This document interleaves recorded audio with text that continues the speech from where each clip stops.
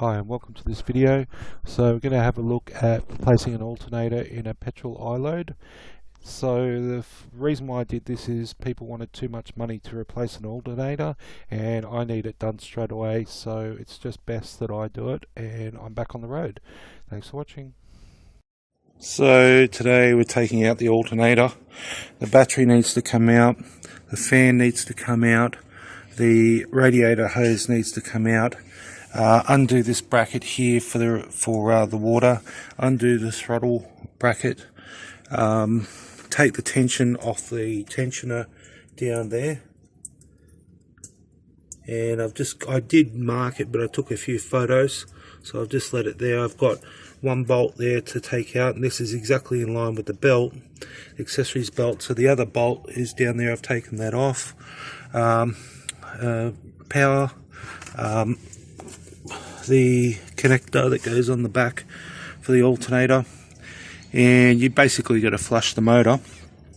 So I should be replacing the accessories belt while I've got it off, but the honest truth is that there's two idlers and there's a tensioner, and if I did that I might as well do the whole lot. So the belt's in okay condition, and I've got another alternator, so I'll put that in now. I have to go to Super Cheap and go and get some coolant. Lucky I've got another van ready to go. Okay, so just using a screwdriver and just leave the alternator off. It was pretty tight on the bracket just there, and just be careful of this sensor here. It might be a water temperature sensor, and that's what it looks like. So I'll just wiggle that off now, and we've got the other alternator sitting down here. There's your pigtail that comes with it. Now with the petrol ones, you have to look at the part number, and this particular brand comes from Castle Hill. The 0 is what defines whether it's a petrol or a diesel alternator. They're not the same, so it has to be, it's basically that part number. You can get it from Super Cheap, or you can buy directly from them. I tried, so I went through Super Cheap, and we'll put that back together. So just having a look at the alternators and just making sure the brackets are correct from there to there. It looks the same. You can measure from center to center, or you could measure a point from there, 3 points, and make sure that they are right. But there was only two options. As I said, this is the petrol version, not the diesel version. The alternators are different. These are also 130 amp alternators. Now this one here, I'm pretty sure all that's wrong with it is brushes. And surprisingly enough, this particular alternator, the genuine one, which is part number, that they're about $1,000.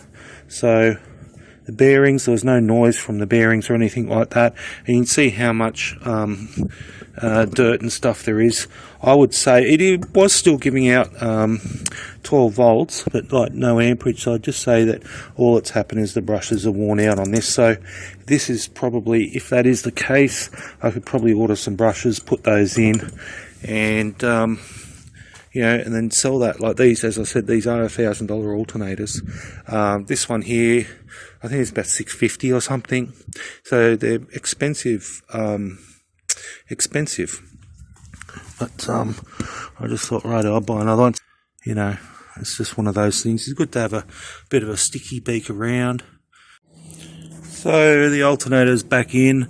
Just put the old wires back on, pigtail, put the tensioner on, just made sure that it actually is setting correctly. Air conditioning one came out, a couple of things, so everything's okay. And we'll put the next thing to do is put the cooling fan back in there. We'll do that up, and then do that up. Put the radiator hose back on, put the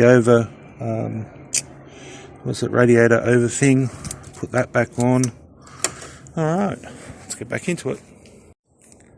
So final test here, I'm going to just check the power somehow and film at the same time.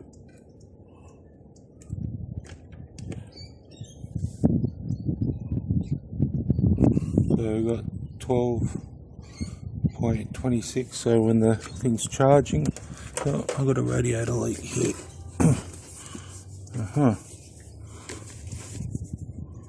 It's not good. Alright, we'll have to address that. Okay, car running. Let's check it again.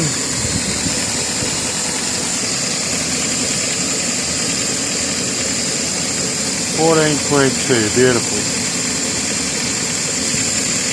So all of that work just to get the alternator in, how ridiculous. Now I'm going to have to let this warm up and we're going to have to bleed the radiator. So anyhow, iload all done. Thanks for watching.